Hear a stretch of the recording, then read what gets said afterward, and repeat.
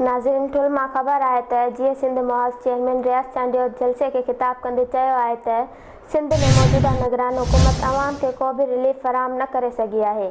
बिजली गैस जे यूनिटुनि जी क़ीमतुनि में इज़ाफ़ो थियण करे ग़रीब अवाम जो जीअण जंजाल थी वियो आहे।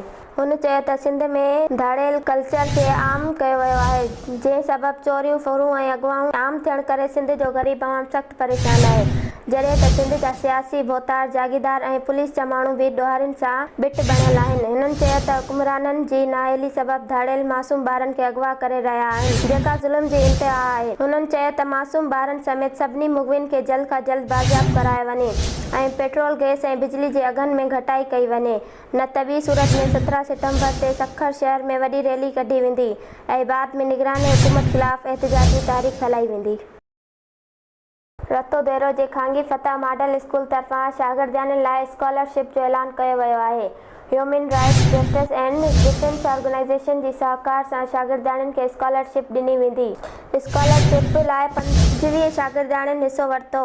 इन हवाले सां फतह मॉडल स्कूल रतो देरो जे प्रिंसिपल सैयद अहमद अबड़ो जो चवणु आहे त असां चाहियूं था त human rights justice and defenders organisation जी सहकार सां तालीम सां दिलचस्पी रखंदड़ शागिर्दनि खे बहितरीन ऐं मयारी मुफ़्त तालीम ॾिजे। इन लाइ असां हर साल 6 दर्जे जे 20 शागिर्दनि खे स्कॉलरशिप ॾिनी 8 दर्जे ताईं मुफ़्त तालीम ॾींदासीं। इन लाइ ऐलान कयूं जंहिं बाद 25 शागिर्दनि फारम भराया, जिन जी असां थर्ड पार्टी खां टेस्ट वठंदासीं।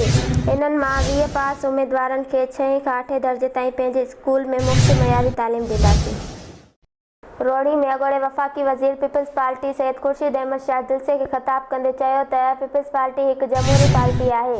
पीपल्स पार्टी बेरोज़गारनि खे रोज़गार ॾिनो। ईंदड़ वक़्तु पीपल्स पार्टी जो आहे। बिलावल भुट्टो ज़रदारी वज़ीर आज़म थींदो। इन मौक़े ते जलसे में नबी बख्श जिसकाणी, डॉक्टर मोहम्मद अली मेतलो ऐं ॿिया मौजूदु हुया।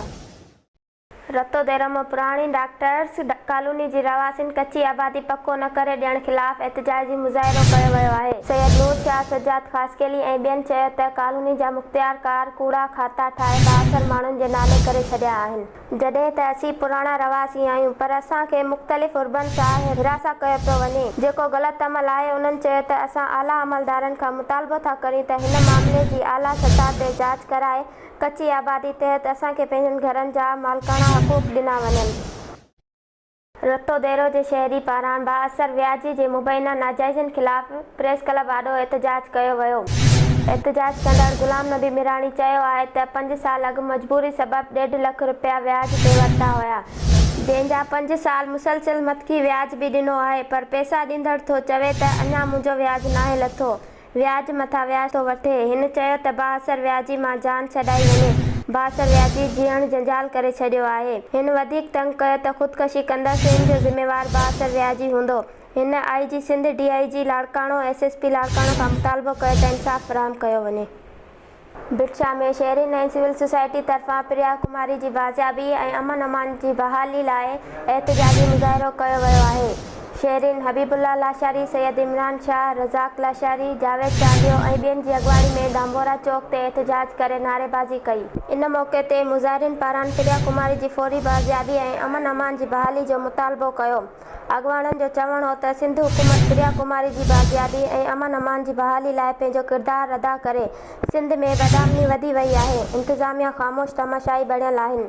सिंध धरती ते अमन अमान बहाल कराए प्रिया कुमारी खे बाज़ियाब करायो वञे, ॿी सूरत में एहतिजाज जो दाइरो वसी कयो वेंदो।